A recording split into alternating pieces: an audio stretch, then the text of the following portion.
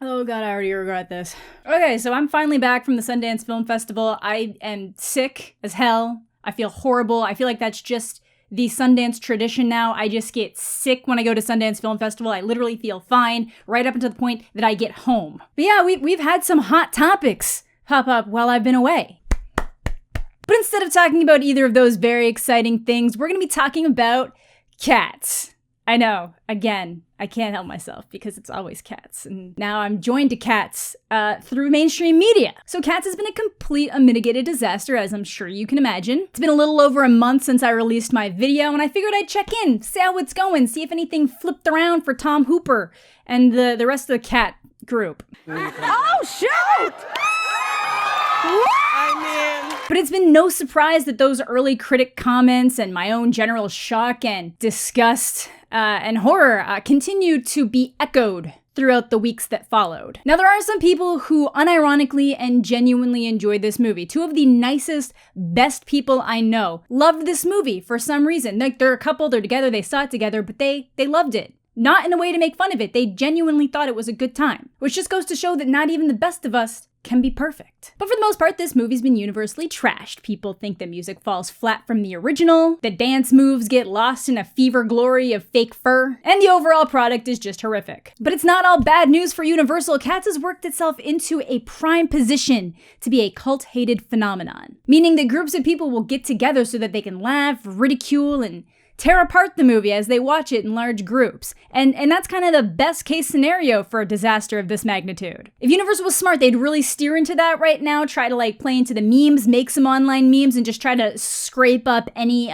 residual dollars they can get from digital download purchases and rentals down the road. But even through that silver lining of people who hate it to the point that they love it, this movie's still a disaster, and I want to talk about some of the things that went into why this movie's a disaster beyond just what I already mentioned just in the movie itself, but all of the things that should have let people know that this was going to be a bad time, and then all of the other weird things that go on around this movie, because there's a lot. And again, I'm gonna explain why I'm universally, I'm tied to this for eternity. One of the big things that was you should have been a huge red flag about this, and I thought people were lying or exaggerating about, but was actually confirmed by Tom Hooper, Academy Award winning director Tom Hooper. He was literally still editing this thing at 8 a.m. the day before the premiere. Yeah, I'd finished it at 8 a.m. yesterday after 36 hours in a row to put the finishing touches on, so I'm very happy to be here with it fully finished. Yeah, well, I mean, premieres should be the first time people get to see it, and this is genuinely a premiere. He basically stopped editing it at the last possible second where the movie would still have time to render out so that they could show it to people. And it still wasn't finished! The movie barely had time to release. I was walking out of the theater yelling about it already, and people were like, oh, they're making a Redux version of the graphics, so you gotta go see it again. Remember when you'd finish things last minute and hand it in, and your teacher would be like, well, it worked out for you this time, but you're not gonna be able to pull that crap in real life, Johnny. If Tom Hooper can do it with 200 million on the line, you can do it with your history paper. And this wasn't to fix the general monstrosity of the situation after all the initial backlash like they did with Sonic. This was just to fix the bare minimum basic stuff. Like fur missing from people's hands and fur just floating off the screen and people's feet dissolving into the floor and fur not motion tracking with bodies. All sorts of stuff that should 100% not be happening after the movie already releases. That's right, movies are now about to exist in the same world that video games do, where they get theatrical patches after release. It's insane. Except unlike video games where they just patch it for you after you've already purchased and you don't have to pay anything for it, if you want to see the fixed version of the movie, you gotta pay the entry fee again. It was bold of Cats to assume that anybody would want to do that. And honestly, when news articles started posing questions such as, can stoners save cats? With audiences turning it into some kind of ultra trip experience, and the answer still ends up being, no, the stoners can't really save cats. You know it's kind of a huge disaster. The movie itself cost about $95 million to make. We'll round up to $100 million just to make things nice and clean, and then likely spent an additional $100 million on marketing, and I think we can all agree with that because the marketing going into this movie was very, very heavy. It was everywhere. It was all over Twitter. It was all over television. When I was visiting my family over the holidays, it was playing on a lot of different networks. It was all over online, and then it kind of silently all died once they realized the whole thing was a disaster. And the more attention they brought to it, in a positive way, was just not necessarily the best idea. But either way, if we do that, we're looking at about $200 million for this movie, from making it to marketing it, and it brought in a whopping $6.5 million in that opening week. And by this past weekend, Cats has grossed a measly $69.9 million worldwide. That's not 69.9 domestic, that's 69.9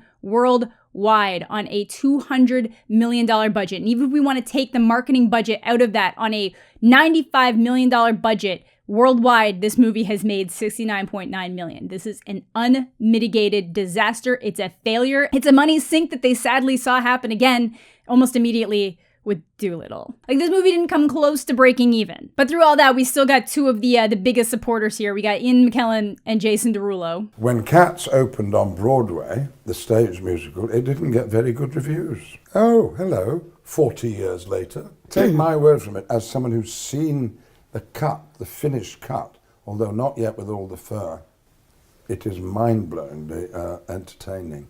Sir Ian McKellen, I love you. Like, did you see the version without any effects at all? Or did you just see the same unfinished version that the rest of us did that saw it in the first week? I'm not waiting 40 years to figure out if this movie was good. And Jason, just sit over there and worry about your bulge some more. Even the cast isn't on your side. Nobody had a bulge. It was just different. Cats, I don't know. If ours were gone, his should be gone. But yeah, despite these holdouts, as mentioned, a lot of the cast has started to turn or at least distance themselves from the movie publicly or, silently. The red is from that one time I didn't win Miss Australia. And the black is from a funeral I just went to for the feature film Cats.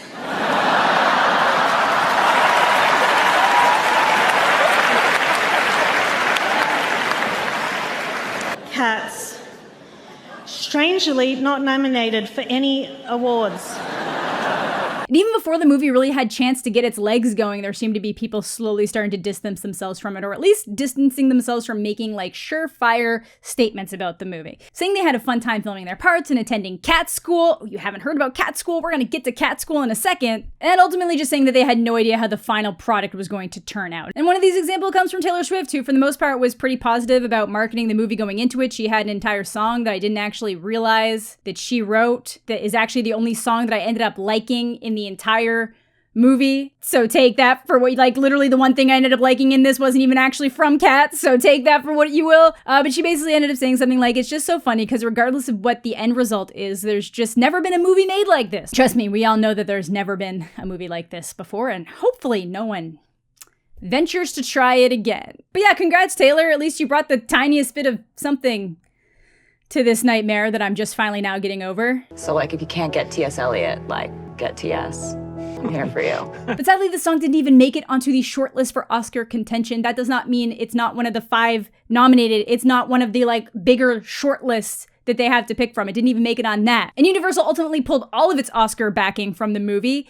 but it still somehow managed to get nominated for visual effects? How did it make it onto the shortlist for visual effects? The visual effects weren't even done by the time it hit theaters. I don't understand. And I realize that this says more about the Academy than it does about the movie itself, but it's just part of the legacy of this thing that I don't even know we can call a movie anymore. It's just its own thing now. But speaking of Taylor Swift, if you guys have been following me on social media since the start of the year, you might have been assaulted by one of my many mentions of being featured in a CNN video report about cats. And if you haven't been following me since the beginning of the year, you may have conveniently noticed it being obnoxiously broadcast in my bio because I think it's hilarious. Now, honestly, I love Taylor Swift. So when I found out I was in a Swift Stuckman sandwich, I was pretty excited. I mean, cat school. If you told me I was gonna get to go to cat school every day for work? This is just like some fever nightmare, and I had no idea why somebody would actually put it to film and think it's a good idea. If Dante had seen Cats, he would have included a 10th circle of hell. That's right, my legacy will now be the person who started yelling about how horrific Cats was after Taylor Swift finished gushing about how much she enjoyed Cat School. And I am oh so happy about that fact. Also, congrats on your recent Sundance debut with Miss Americana. I know we missed each other, I was busy, you were busy, didn't line up. It was great. You look like a Barbie. Okay.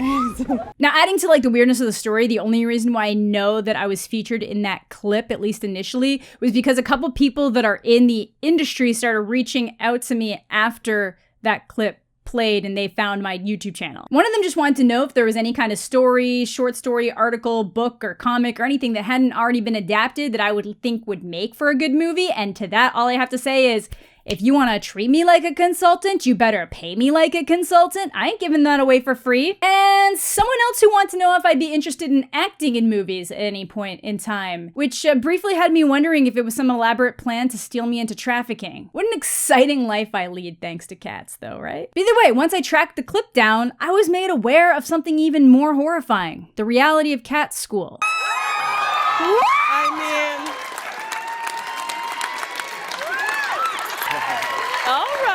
Jason, get your ass off the floor right now! Jason Derulo was already just way too into himself. I've never encountered someone that into themselves while they're pretending to be a cat. So this is literally a school that was running for about 3 months. Different people went into it for longer periods of time. It was designed to teach people how to behave and move like cats. And apparently Taylor needed less cat school because she was already like very equipped with having 3 cats and was ready to move like a feline already when she got there, which is essentially them saying, Taylor Swift is already a crazy cat lady, so our work there was done. But keep in mind, they were rushing songs and visual effects, but had time to send people to cat school for months on end. And I get it, the movements matter, the movement's important, but could that not have just come down with like the regular choreography training? But I guess not, because it's not just teaching them to move like cats, it's to teach them to react to other people the same way that cats do. Just became, normal to like greet each other without speaking like... And everyone was doing it, you know, like...